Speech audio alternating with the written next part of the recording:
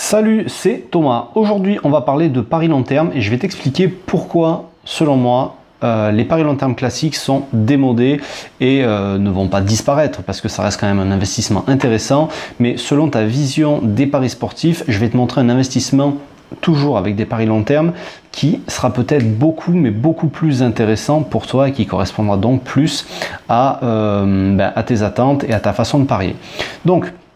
je te parle de paris long terme parce que c'est la période, là tout le monde en parle, c'est normal, parce que c'est le début de saison, parce que c'est la reprise des championnats des sports collectifs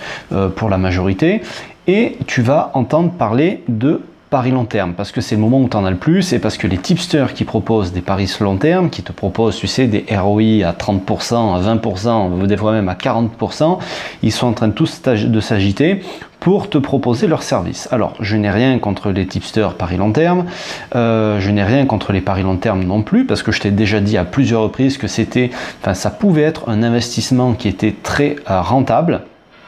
Le truc, c'est qu'il y a des avantages et des inconvénients avec les paris long terme, et c'est ce dont on va parler aujourd'hui, et c'est ce qui va m'amener donc à te montrer pourquoi il faut avoir une nouvelle approche de nos jours, parce que les paris sportifs évoluent, d'accord, c'est une discipline qui, même si ça fait depuis 2010 qu'on peut faire des paris sportifs en France d'une manière légale, c'est une discipline qui touche de plus en plus de monde, et donc il y a de plus en plus de gens qui apportent leur touche personnelle, leur vision personnelle, c'est surtout qu'ils apportent des choses qu'ils ont pris à droite, à gauche, dans d'autres secteurs et qui les ramènent dans les paris sportifs aujourd'hui, et ça fait évoluer finalement cette discipline, cet investissement, parce que ça reste un investissement pour les personnes comme moi et certainement pour la majorité des personnes qui écoutent cette vidéo ou ce podcast, d'accord, pas ceux qui sont là pour faire des paris pour s'amuser, parce que bon, il y a encore cette catégorie là de parieurs, mais si tu es là pour investir, je pense que ce que je vais te raconter dans cette vidéo, ça va t'intéresser. Donc, les paris long terme, c'est pas mal. Les paris long terme, c'est un bon investissement, d'accord, parce que c'est un placement que tu vas faire sur une saison entière ou sur un tournoi, si tu paries sur du tennis par exemple, et qui va pouvoir te rapporter de l'argent avec un minimum de risque. D'accord, c'est peut-être l'avantage principal, c'est que tu vas réduire le risque. Alors évidemment, si tu joues sur des cotes de paris long terme à 80, à 100, à 50, à 20, à 30, tu vas prendre un peu plus de risques. Mais aujourd'hui, la plupart des gens qui vont te vendre, si tu veux, le truc de faire du pari long terme, ils vont te dire que tu vas jouer certains paris qui sont quasiment des valeurs sûres, et donc tu vas gagner de l'argent sans risque. Mais chaque avantage va avoir son inconvénient avec les paris long terme. Notamment celui, tu vas prendre peu de risques, mais le problème c'est que ton argent, il va être bloqué pendant plusieurs mois. Si tu fais un pari long terme en septembre sur un championnat de foot, sur un championnat de rugby, sur un championnat de NBA par exemple, qui n'est même pas repris, qui va reprendre fin octobre, tu vas devoir attendre longtemps, tu vas devoir attendre plusieurs mois pour connaître l'issue de ton pari et revoir ton argent qui va être bloqué. Donc ça, c'est le premier avantage et c'est le premier inconvénient. Ensuite, le deuxième avantage, c'est qu'on va te dire, oui mais les paris long terme, c'est des valeurs sûres, tu vas faire moins de paris, tu vas en faire 15, 20 par an, et donc tu vas gagner énormément de temps parce que le temps d'analyse que tu passerais chaque week-end à faire des paris sportifs classiques, finalement, tu n'auras pas à le faire. Donc évidemment, tu vas gagner, c'est un gain de temps de faire des paris long terme. Mais en contrepartie, tu vas faire seulement 15 ou 20 paris par an. Et donc ça devient problématique parce que faire un investissement, c'est très bien, mais ne pas diversifier plus que ça ces investissements, ça peut être risqué, surtout avec les paris sportifs. Quand tu penses que tu as 400 matchs de foot par jour, 200, 300 matchs de tennis par jour, tu as des énormes possibilités de diversifier tes investissements et donc de réduire le risque. Parce qu'au plus tu vas parier, au plus tu vas faire réduire la variance, et donc au plus tu vas réduire finalement les périodes de bad run, les périodes de good run, etc. Et tout va se lisser dans le temps et de faire plus de paris, finalement, ça va te permettre d'être moins sujet à la variance. Et un autre avantage finalement que vont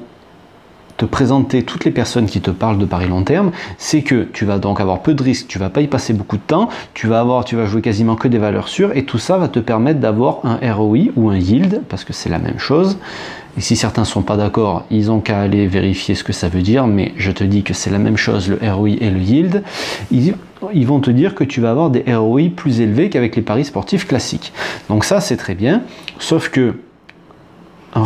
ROI plus élevé ne veut pas dire que tu vas faire plus de bénéfices. D'accord? Surtout sur un nombre de paris faible, car au plus le nombre de paris est faible, au plus le ROI va être élevé. Et ça va s'inverser forcément en augmentant. D'accord? Donc le fait d'avoir un ROI élevé sur un petit nombre de paris va te faire seulement que très peu de bénéfices. Alors ça va te faire du bénéfice, c'est ce qui est quand même le principal, mais ça va t'en faire très peu. Donc, alors là tu captes peut-être pas, peut-être que ça ne te parle pas forcément ce dernier point, donc je vais te le détailler un petit peu plus en détail, donc je ne vais pas te partir dans les maths pendant 2 heures parce que sinon je vais perdre la moitié des personnes, mais en gros si tu fais 15 PLT à 100 € par an de mise, d'accord, alors que ça soit 500, 200, 500, enfin ce que tu veux, on s'en fout, avec un ROI de 20%, ça va te faire un bénéfice de 300 €. Ok, donc tu as attendu 1 an, tu as investi cet argent-là pour faire 300 € de bénéfice. Alors peut-être que ça te suffit, mais si tu as payé un tipster 200 ou 300 € l'année, là tu n'auras absolument rien gagné. Et si tu prends un parieur en parallèle classique qui va te faire 400 paris normaux, des paris court terme, PCT, avec une mise 2 fois plus faible, d'accord, et je fais exprès de prendre une mise 2 fois plus faible à 50 €, si lui il fait 600 € de bénéfice sur l'année, et bien ça va correspondre à un retour sur investissement de seulement 3%. Donc,